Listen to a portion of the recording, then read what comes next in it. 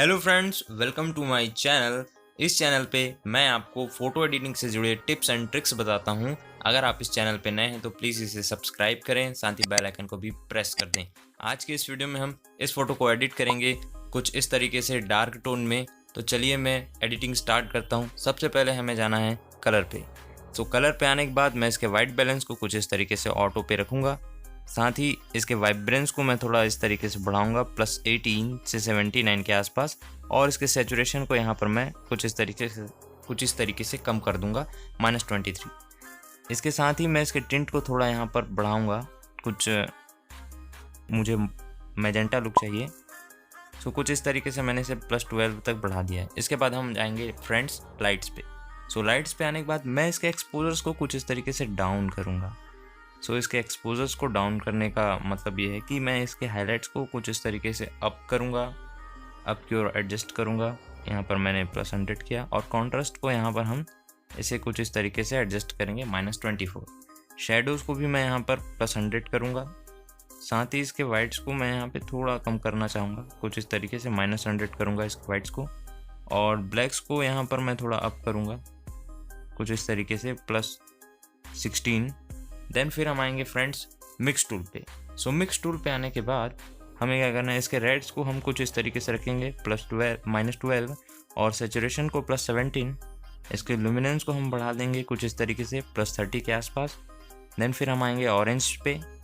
Orange पे आने के बाद इसके ह्यू को मैंने रखा है -13, और इसके सेचुरेशन को हम यहाँ पर हल्का बढ़ा सकते हैं +11। साथ ही इसके लुमिनेंस को भी हम यहाँ पर एडजस्ट करेंगे +20 की तरफ। इसके बाद हम आएंगे येलोज़ पे। सो कुछ इस तरीके से हमें येलोज़ को रखना है। साथ ही इसके सेचुरेशन को हम कुछ इस तरीके से -59 रख सकते हैं, और इसके लुमिनेंस को हम यहाँ पर -100 पे एडजस्ट करेंगे। देन फिर हम आएंगे ग्रीन्स पे। इसे हमें रखना है -100 इसके ह्यू को। सेचुरेशन को भी हमें इसका -100 रखना है, और इसके लुमिनेंस को हम कुछ इस तरीके से एडजस्ट करेंगे। फिर हम आते हैं एक्वा पे। सो एक्वा को मैं कुछ इस तरीके से रखूँगा -57, और इसके सेचुरेशन को कर दूंगा मैं -100। साथ ही इसके लुमिनेंस को मैं यहाँ पे थोड़ा सा -21 के तरफ एडजस्ट करूँगा।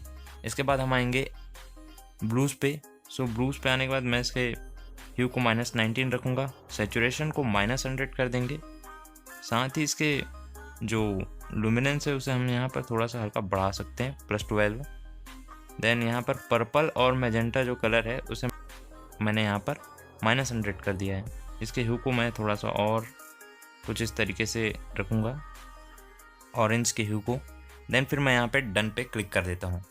इसके बाद हम नेक्स्ट चलते हैं कलर ग्रेडिंग पे। सो कलर ग्रेडिंग पे आने के बाद इसके शेडोज़ पे हमें रखना है डार्क टोन में एडिट करने के लिए कुछ इस तरीके के ब्लू टोन्स। इसे मैंने +18 रखा है। मिड टोन्स को हम रख सकते हैं कुछ इस तरीके से, हल्का सा येलो टोन्स चाहिए इसमें। सो इसके सेचुरेशन को हमें रखना है +18। मैं इसके लुमिनेंस को एडजस्ट करके देख लेता हूँ। यहाँ पर मैं लुमिनेंस को +9 तक बढ़ाया है, और शेडोज़ की लुमिनेंस को यहाँ पर मैं थोड़ा कम करना चाहूँगा क्योंकि वो शेडोज़ पे है। सो इससे एक अच्छा इफेक्ट आएगा कलर ग्रेडिंग पे भी और फोटो पे भी। सो नेक्स्ट चलते हैं हम हाइलाइट्स पे। हाइलाइट्स पे आने के बाद इसके टोन्स को हम रखेंगे कुछ इस तरीके से ग्रीन, हल्के से ग्रीन लुक में। इसके सेचुरेशन को हम रखेंगे बस +10। देन इसके लुमिनेंस को मैं यहाँ पे थोड़ा सा कम करना चाहूँगा -9। फिर हम ग्लोबल पे आते हैं। सो ग्लोबल पे आने के बाद इसे हम थोड़ा सा रखेंगे इस टोन में, और इसके सेचुरेशन को रखेंगे लगभग -5 भी बस। इसके सेचुरेशन को हम यहाँ पे थोड़ा सा अप कर सकते हैं, +6 मैंने रखा है। देन फिर हम यहाँ पे डन पे क्लिक करते हैं। नेक्स्ट हमारा आएगा इफ़ेक्ट्स। सो इफ़ेक्ट्स पे आने के बाद हमें टेक्सचर को कुछ इस तरीके से एडजस्ट करना है। क्लैरिटी को हम यहाँ पर थोड़ा बढ़ा सकते हैं +22। डेज को हम ज़्यादा नहीं, +8 तक ही छेड़ेंगे। देन फिर हम आते हैं शार्पनिंग पे, जिसका नाम है डिटेल्स पे आते हैं। डिटेल्स पे आने के बाद शार्पनिंग को हम यहाँ पर नहीं छेड़ेंगे। फ़ोटो के एडिट हो जाने के बाद हम यहाँ पर शार्पनिंग का यूज़ करेंगे। सो मैं यहाँ पर बस अभी नॉइस रिडक्शन का यूज़ करूँगा। कुछ इस तरीके से हम नॉइस रिडक्शन को भी एडजस्ट कर देंगे। नॉइस को एडजस्ट करने के बाद हम आते हैं नेक्स्ट सेलेक्टिव टूल पे। सो सेलेक्टिव टूल पे हमें यूज़ करना है रेडियल फ़िल्टर का। सो सबसे पहले हमें आना है रेडियल फ़िल्टर को कुछ इस तरीके से करना है। इसके बाद हमें क्या करना है, रेडियल फ़िल्टर का यूज़ करते टाइम इसके एक्सपोजर्स को हम यहाँ पे वेट इसे हमें इस तरीके से इन्वर्ट करना है। इन्वर्ट करने के बाद हम इसके एक्सपोजर्स को कुछ इस तरीके से कम कर लेंगे। तो इसके एक्सपोजर्स के कम होने के बाद कुछ इस तरीके से एडजस्ट करके इसके एक्सपोजर्स को हमें कुछ इस तरीके से एडजस्ट कर लेना है। साथ ही साथ हम इसके शैडोज़ को कम कर सकते हैं कुछ इस तरीके से।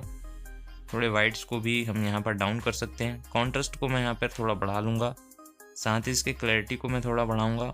टेक्सचर को हम यहाँ पर कम कर लेंगे जिससे थोड़ा ब्लरी लुक आए।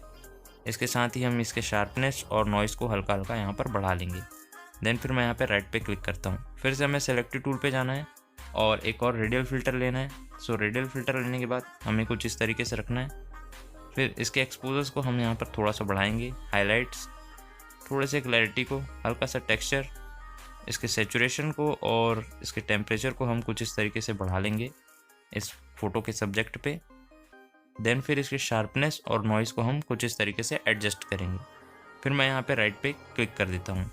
सो अब तक की एडिटिंग है, ये बिफोर है, तो ये बिफोर है और ये आफ्टर है अब तक की एडिटिंग का।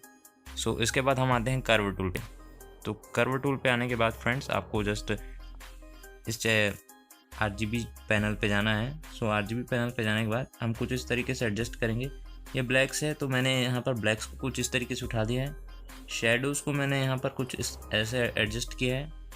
साथ ही इसके मिड टोन्स को हम यहाँ पर थोड़ा सा अप रखेंगे और हाइलाइट्स को भी यहाँ पर कुछ इस तरीके से अप रखेंगे। सो ऐसे एडजस्ट करने के बाद हम आते हैं नेक्स्ट ब्लू चैनल पे। सो ब्लू चैनल पे आने के बाद मैं इसके जो ब्लैक्स है उसे थोड़ा सा हल्का सा यहाँ पर नीचे से इस तरीके से उठाऊँगा जिससे ब्लू टोन्स आ जाए ब्लैक्स पे, और हल्का सा यहाँ पे इसके वाइट्स पे हम येलो टोन्स को एडजस्ट करेंगे। सो कुछ इस तरीके से करने के बाद हम यहाँ पे डन पे क्लिक किए और फिर ये बिफोर है, ये आफ्टर है। इसके बाद हम आएंगे शार्पनिंग एंड मास्किंग पे। सो हमें इस फोटो को शार्प करना है तो कुछ इस तरीके से हम शार्पनिंग का यूज़ करेंगे। साथ ही इसके मास्किंग को मैं इस तरीके से 100 कर दूंगा। सो आप देख सकते हैं कि कहाँ पर किस किस एरिया में हमारा फ़ोटो जो है शार्प हुआ है। सो इसके एजेस को हमने शार्प कर दिया है मास्किंग के यूज़ से। सो ये परफेक्टली एडिट भी हो गया है फ़ोटो। सो अगर हम चाहते हैं इसमें प्रोफाइल्स को ऐड करना तो यहाँ पे प्रोफाइल्स के जो फ़िल्टर्स हैं वो भी हम ऐड कर सकते हैं। सो यहाँ पर मैं विंटेज 1 का यूज़ करूँगा इस प्रोफाइल्स का।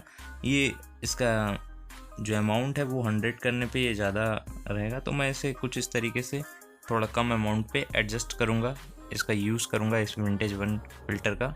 सो यहाँ पर हम डन पे क्लिक कर देते हैं। प्रोफाइल्स यूजुअली पेड वर्जन में भी रहता है और अनपेड वर्जन में भी रहता है, तो आप इसका यूज़ कर सकते हैं अपनी फ़ोटो को एडिट करने के लिए।